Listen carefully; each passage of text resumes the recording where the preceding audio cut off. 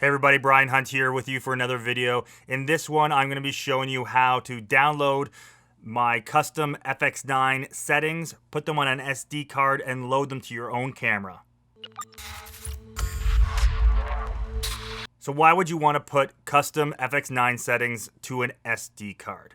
There's certain things on a Sony camera, and a lot of Sony cameras, their menus are very cumbersome. There's tons of menus. There's way too many menus than you really need. And if you want to be changing stuff quick on your camera, or if you're renting a camera and you want to have it set up exactly the same as another camera or the camera you're using before, or you have multiple cameras on set and you want to make sure the cameras are all shooting exactly the same way, and you want to speed up how you can change them, loading your presets to an SD card is the easiest way to do that. Okay, so I have it linked to in the description below where you can download my settings that I use in the camera that I'm going to go through now. I'm also going to show you how you can change those and manipulate those and make them however you want. But this has really been kind of a game changer for me with this camera, and using that with another colleague that has an FX9, we will do some jobs together.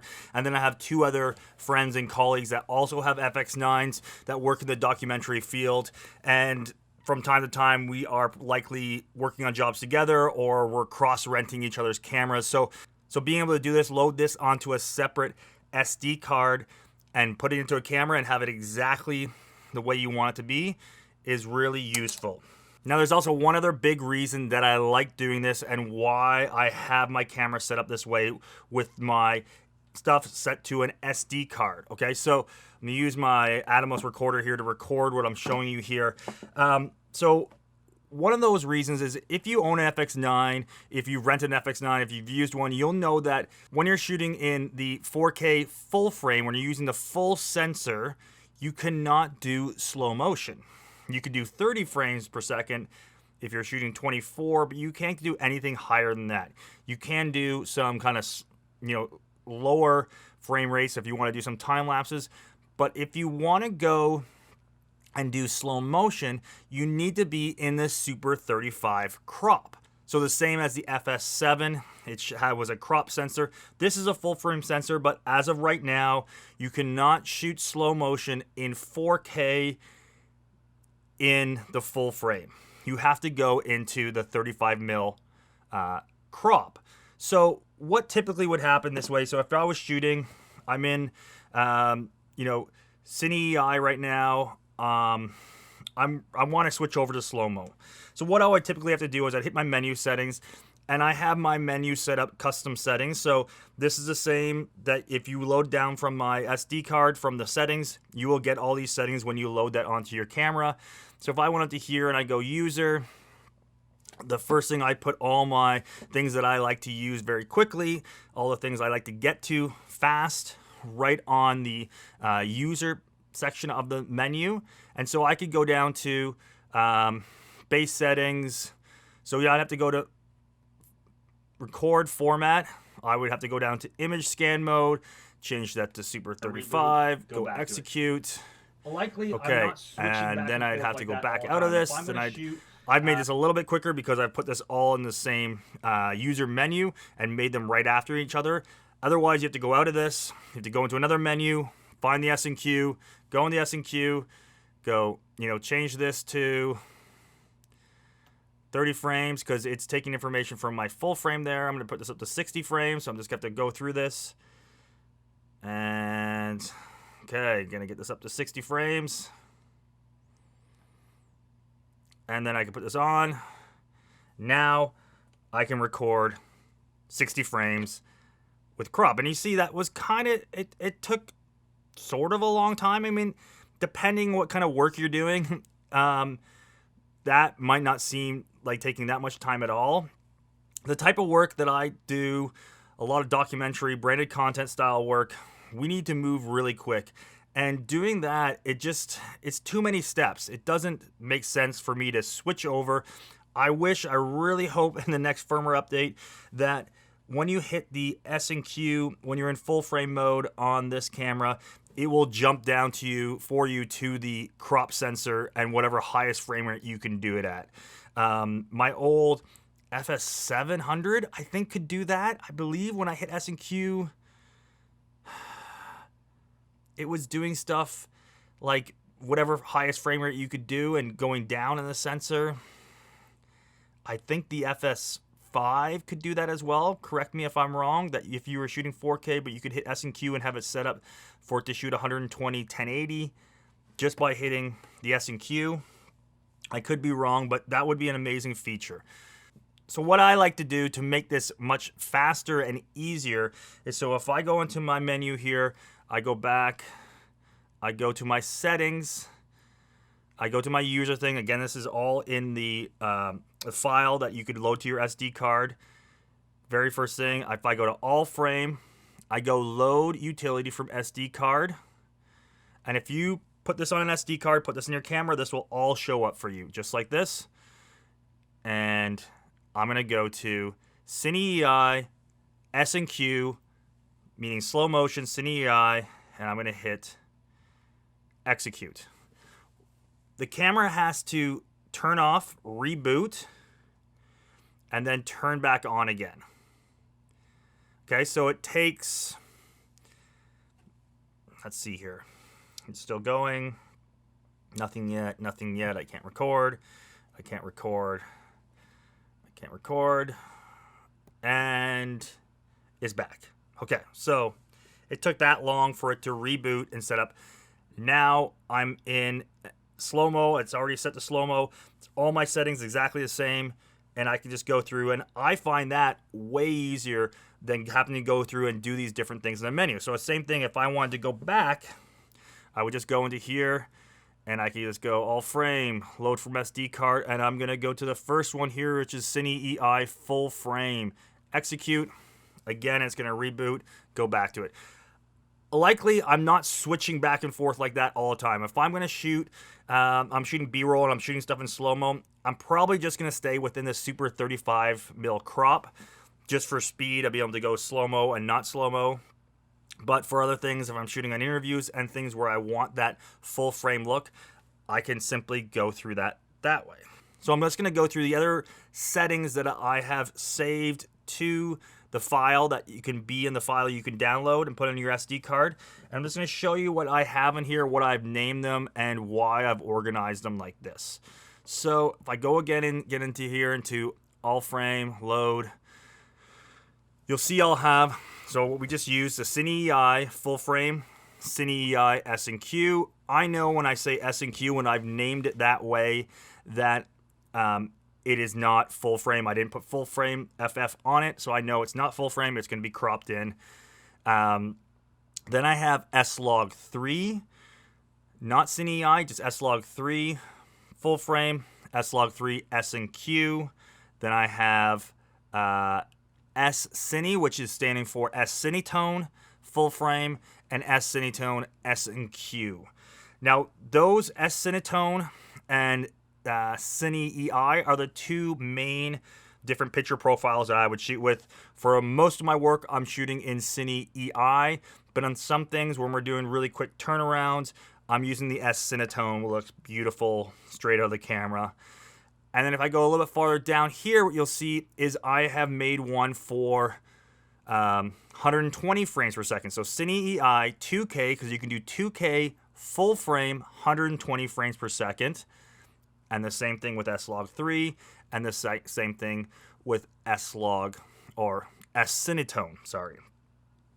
Now, and then below that, I have my kind of two different favorite things to shoot with, Cine EI and S-Cinetone, but I have one that is L, standing for long gob, which is a more compressed image, but you're going to get double the recording time on your XQD cards. So in certain situations, maybe I don't need the same latitude or resolution really, or not resolution, the same bit rate, but I do want to have more recording time.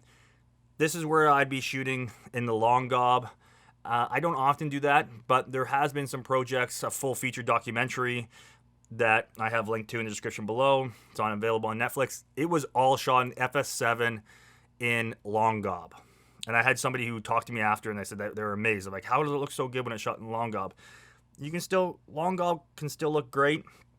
You just got to be a little bit careful when you're exposing it. You're not going to have the same amount of room with it as not long gob, but it can still look awesome. So anyways, we basically did that because we needed more recording time. We didn't have enough XQD cards really for a day of shooting.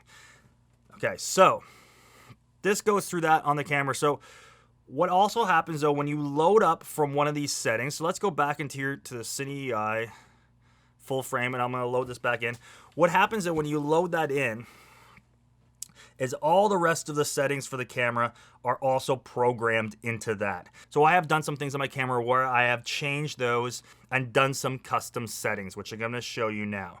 So on here, what we have on these different, your assignable buttons you have on the side here, you have a few of these here, you have other ones. Some of the ones are already have been assigned to by Sony, by the way the camera's being manufactured, and I think they're great. You have the focus magnification on here that I keep on the hand grip. I don't change that. I have the menu number 5 that I keep on the hand grip, so I can go quickly into that. I did not change. What I have changed, you also have the S and Q, which is the same place as you had it on the FS7. That I have not changed. Right now, if I hit it, it's going to go to 2 frames per second because that's what I've set it for within the full frame. Turn that off. Number 2, I have set this to be your different base ISOs. So you have a dual base ISO sensor on this camera. 800 when you're shooting Cine EI, and 4000 is the next one up. So that's your high and your low. So I have changed this so I can be very quick there. I don't have to go into the menu. I can just hit this here, and I can go between the 2 different base ISOs very quickly. The one below it is number 3 here. I have changed this to be for the steady shot. Okay, so the camera will use, if your lenses have optical stabilization, the camera is going to help with that through electronic connections in there. The Sigma lenses work with that. The Sony lenses work with that. If there's another lens that doesn't have it, if it's a manual lens, it'll just be, say, off, or you won't see it there. But if you want to use the Catalyst Browse software to stabilize your footage after, it works amazing. I'm going to do a video on that a bit later, showing which lenses work with that, which lenses don't work with that. But if you want to use it on most of these lenses, if you do have the stabilization on, the steady shot on, you cannot, the Catalyst Browse won't work. You can't be using the stabilization from a lens and then also get that GPS or the gyro, information when you're using that in the Catalyst Browse. I'm not sure why you can't, but for you to be able to use the stabilization in Catalyst Browse, which works really well, so this is why sometimes I would rather use that than the optical stabilization on a lens, you need to turn that off. So you need that little hand, the little waving hand, to say off. So I have that programmed to number 3 here. Then moving up to the top here, number 7, I have this set for face priority for autofocus. So if I'm shooting with somebody, shooting an interview with somebody, if I'm tracking with somebody, I can make it say face autofocus on or off. So meaning it's priority just on their face or off their face. So face priority, face only, face off. Okay, so I have that so I can cycle through that very quickly in there. I don't have to go somewhere else in the menu. Then I have the number 8 button set to my focus area. So I can change this quickly on my grip here to be wide. I can go back, change it for zone, move that around, and then I can change it for flexible spot where I can move that around. So if I wanted to target on something, have it lock on that without using the face detection, or if it wasn't a face that I'm trying to lock on for the autofocus.